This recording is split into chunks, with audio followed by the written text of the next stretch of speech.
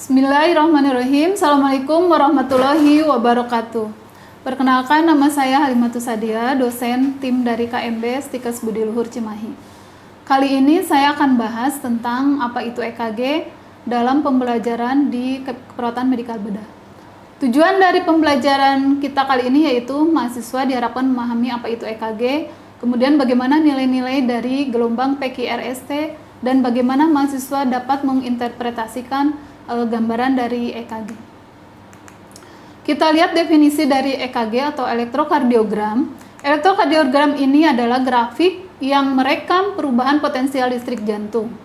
Rekaman potensial listrik ini timbul akibat aktivitas daripada jantung. Nah, apa fungsi dari EKG ini adalah mengetahui adanya gangguan pada jantung itu sendiri. Dan bagaimana EKG ini dilakukan?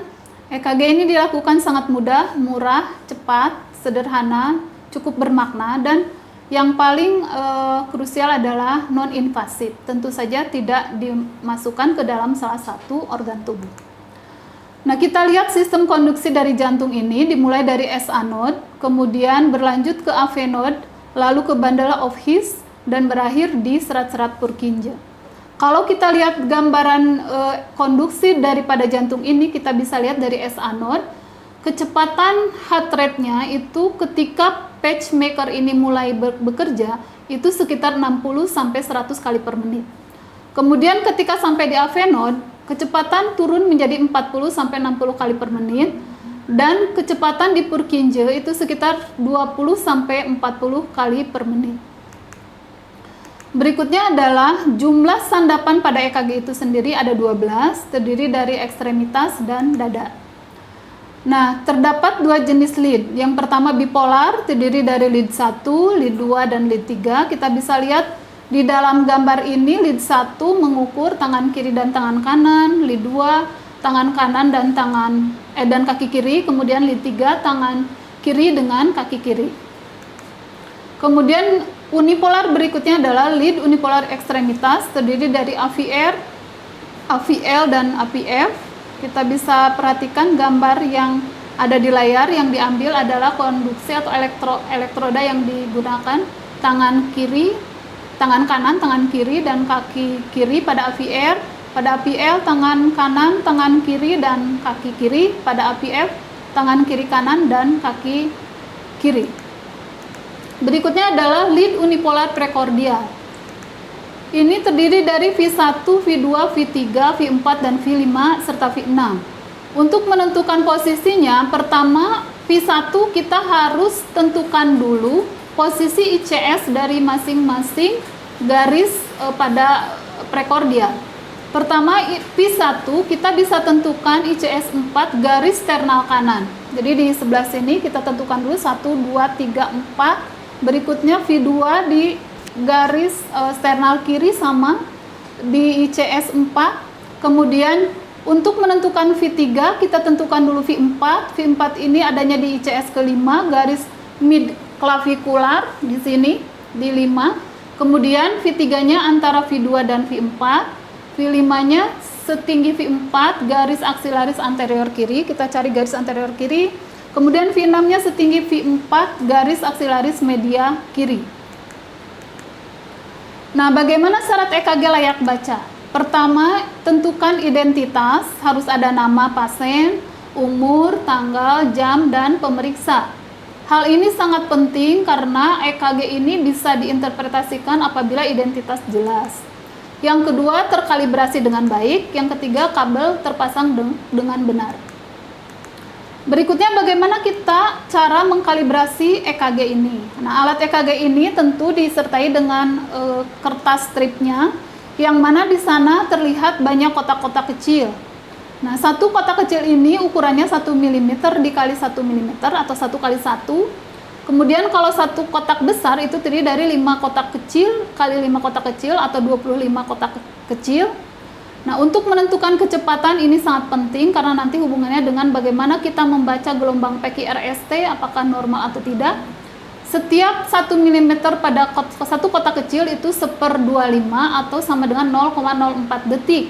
Sedangkan untuk mengukur kecepatan garis vertikalnya itu 0,1 milivolt, sehingga satu kotak kecil ini kecepatannya 0,04 detik 0,1 milivolt. Nah, mari kita lihat gambaran EKG normal. EKG normal ini kita bisa lihat gelombang P, Q, R, S, T. Nah, ini adalah gelombang yang kita baca normal karena tinggi, lebar, kedalaman ini terlihat normal. Nah, bagaimana cara membacanya? Gelombang P ini gambaran yang ditimbulkan oleh depolarisasi atrium. Tingginya tidak lebih atau sama dengan 0,3 milivolt atau 3 kotak kecil. Kemudian lebarnya juga sama, tidak lebih dari 3 kotak kecil. Kemudian selalu positif di lead 2 dan selalu negatif di AVR. Apa fungsi dari gelombang P ini? Mengetahui kelainan di atrium, karena tadi pertama ditimbulkan oleh depolarisasi atrium. Berikutnya gelombang Q. Gelombang Q ini awal fase depolarisasi ventricle. Lebar gelombang Q tidak lebih dari 0,04 detik, kedalaman tidak lebih dari sepertiga tinggi R, artinya ini kurang lebih 1 kotak kecil lebarnya, dan tinggi tidak boleh lebih dari sepertiga tinggi R. Jadi kalau tinggi R-nya 9, maka kedalamannya hanya 3 saja. Nah, Q patologis terjadi apabila adanya nekrosis pada miokard. Berikutnya adalah gelombang kompleks QRS. Ditimbulkan oleh depolarisasi ventricle, lebarnya 0,06 sampai 0,12 detik atau 1,5 sampai 3 kotak kecil. Tingginya tergantung kita memeriksa di lead mana. Kemudian untuk interval PR ini, pengukurannya dari awal gelombang P sampai dengan permulaan gelombang QRS. Nah, normalnya 0,12 sampai 0,20 detik. Kelainan sistem konduksi. Nah, ini untuk mengetahui kelainan sistem konduksi.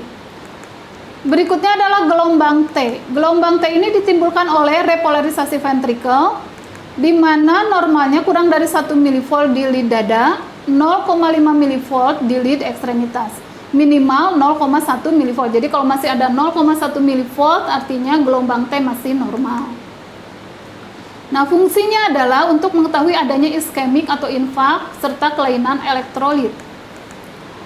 Segmen ST. Pada segmen ST ini diukur dari akhir gelombang QRS sampai dengan awal gelombang T, di mana normalnya dia harus isoelektris, artinya dia baseline-nya itu sejajar.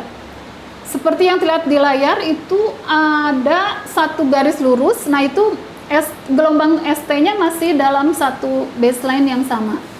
Apabila terjadi elevasi, artinya dia akan melebihi dari garis baseline-nya itu sendiri, maka ini disebut dengan adanya injury atau infak secara akut. Yang terakhir adalah ST depresi. Ini biasanya gelombang ST-nya ke bawah, sehingga ini biasanya ada kelainan di jantung yang namanya iskemik. Nah, kita lihat kurva EKG seperti ini. Nah, tadi dari sinus nodus, sinus, kemudian ke AV. Nah, ini gelombang-gelombang yang ditimbulkan oleh masing-masing pacu jantung yang sudah tadi saya jelaskan.